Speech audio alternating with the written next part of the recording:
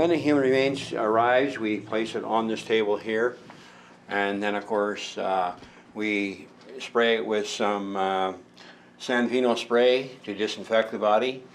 After that, of course, the technician probably puts the fluid in the machine, and then we'll go forward and set the features. Now, setting features meaning we'll close the eyes and mouth to have the body look in a normal position.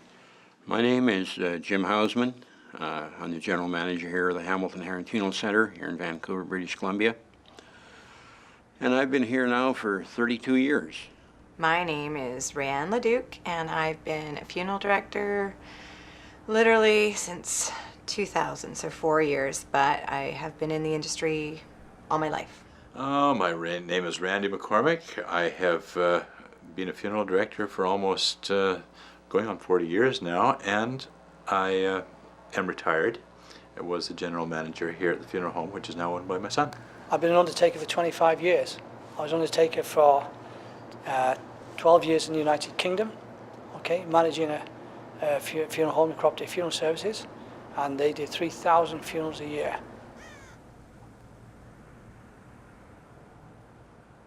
I'd like to say I chose this particular profession because I was drawn to it by some great a higher aspiration of helping people, but actually I'm an accountant by trade, and I was working for a firm of chartered accountants who did books for a funeral home, and got drunk one night with the owner of the funeral home, and he said, "Come and work for me," and I did, and within 3 months I had realized that this was a very helping profession. I helped with an autopsy, I helped with removals, and I decided this is it. So I got into it sort of by the back door. I became a funeral director accidentally.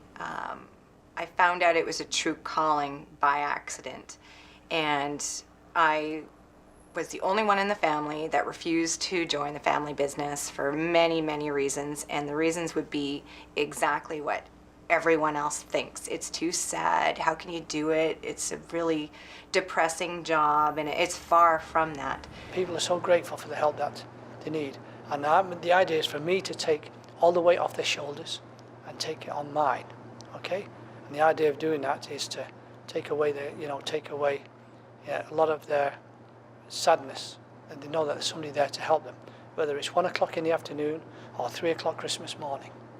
They know you're there, and they know that when their loved one dies at home in bed, they can depend on you to be there for them. And after 3 days, I knew it was what I was meant to do. I was directly helping people, and I felt worthy somehow. I was helping someone from the lowest part of the lowest feelings imaginable to leaving happy, sharing wonderful memories and tears, and to me that's just the best feeling.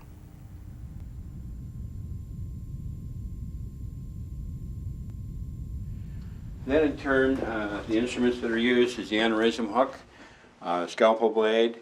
There's usually incision made on the upper right-hand side, and then in turn, we call it raise the vessels, and then in turn we use the injecting needle that goes on the machine, and we make an incision to place that in, and another incision to put the probe in for the jugular vein, so that we have drainage from the vein and entry into the artery.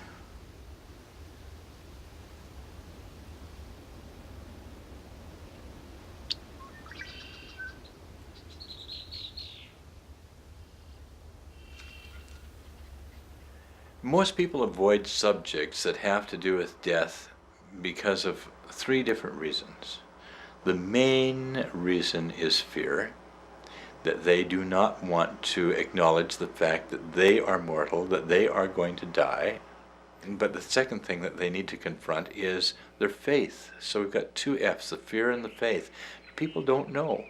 The third thing I think that people find awkward about dealing with the death situation is ignorance.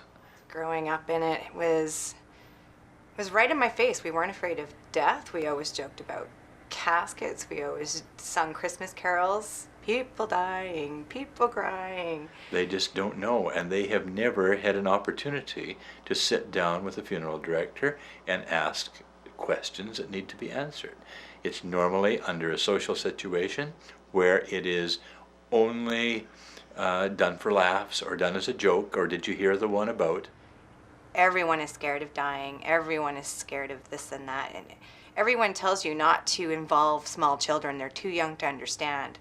I just lost my grandma a few days ago, and we had an open casket, and we had her embalmed, and all the kids were there.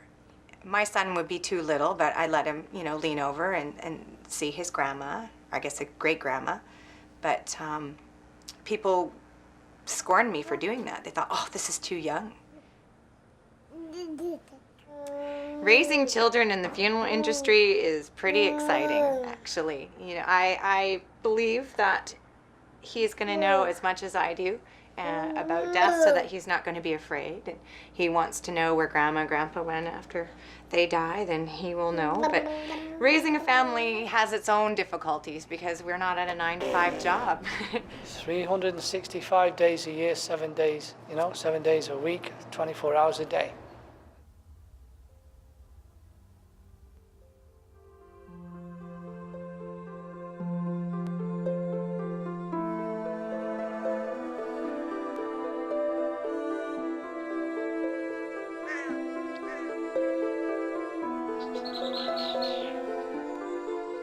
The type of people that work in our profession are very sincere. They're very dedicated in what they do and what they perform on a daily basis. We're people. We have a good time. We laugh. You know why? Because we see so much sadness. And when we get a little bit of leisure time, we need to relax, okay?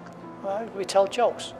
And I have to say that I have never really seen or come across a bad funeral director as yet. A situation in my life that let me know that I had made a difference in someone else's life came to me totally by accident. I can remember the situation. I went in, I took the mother, I brought her to her baby, I handed her her child, I sat beside her and said, when you are ready, give me your baby. I will take care of him. And she sat for almost an hour and held her baby and rocked him. That's all that she needed. So funeral directors, yes, we sometimes make things okay. It's going to be okay now. Mr. McCormick is here.